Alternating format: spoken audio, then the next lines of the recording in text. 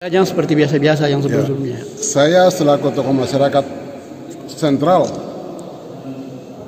Kabupaten Maibrat dan Sorong Raya atau Pabuabar Raya sekarang, saya mengharapkan supaya pansel itu seleksi anggota MRP ini dengan baik dan benar, terutama menetapkan seseorang harus mewakili daerah perwakilan.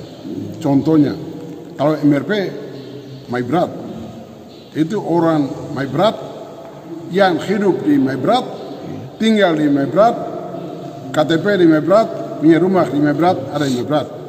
Jangan menetapkan orang Maibrat, tapi orangnya tinggal di Jayapura, orang Maibrat memang, tapi KTP di Jayapura, tapi pendekatan sana sini, akhirnya masuk mewakili orang Maibrat yang di sini, duduk di lembaga yang terhormat ini. Akhirnya dia buta tentang situasi, kondisi, hak-hak dasar, kepentingan masyarakat Maibrat, dia ini wakil di sana. Dia duduk di situ hanya yang penting setiap bulan terima gaji.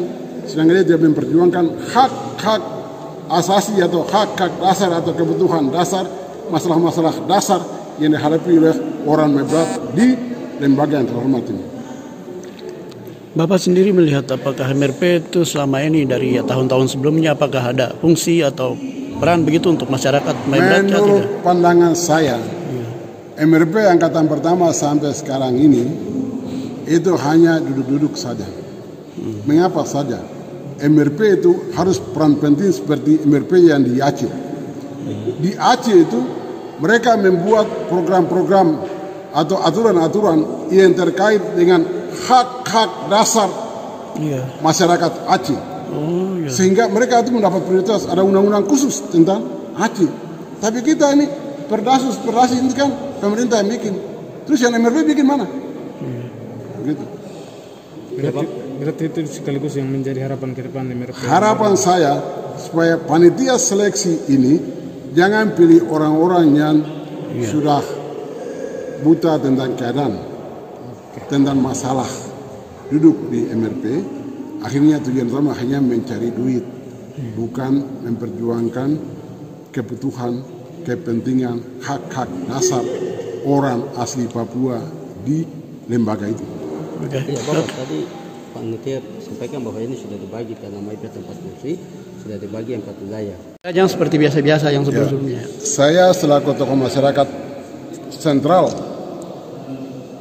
Kabupaten Maibrat dan Sorong Raya atau Pabuabar Raya sekarang, saya mengharapkan supaya pansel itu seleksi anggota MRP ini dengan baik dan benar, terutama menetapkan seseorang harus mewakili daerah perwakilan. Contohnya, kalau MRP Maibrat, itu orang Maibrat yang hidup di Maibrat, tinggal di Maibrat, KTP di Maibrat, punya rumah di Maibrat, ada di Maibrat. Jangan menetapkan orang Maibrat, tapi orangnya tinggal di Jayapura, orang Maibrat memang, tapi KTP di Jayapura, tapi pendekatan sana sini, akhirnya masuk mewakili orang Maibrat yang di sini, duduk di lembaga yang terhormat ini. Akhirnya dia buta tentang situasi, kondisi, hak-hak dasar, kepentingan masyarakat Maibrat, dia ini wakil di sana. Dia duduk di situ hanya yang penting setiap bulan terima gaji. Sedangkan dia tidak memperjuangkan hak-hak asasi atau hak-hak dasar atau kebutuhan dasar, masalah-masalah dasar yang dihadapi oleh orang Maibrat di lembaga yang terhormat ini. Bapak sendiri melihat apakah MRP itu selama ini dari tahun-tahun sebelumnya apakah ada fungsi atau peran begitu untuk masyarakat Maibrat? Menurut pandangan saya, MRP angkatan pertama sampai sekarang ini itu hanya duduk-duduk saja. Mengapa saja? MRP itu harus peran penting seperti MRP yang di Aceh. Di Aceh itu mereka membuat program-program atau aturan-aturan yang terkait dengan hak-hak dasar masyarakat Aceh. Sehingga mereka itu mendapat prioritas, ada undang-undang khusus tentang Aceh.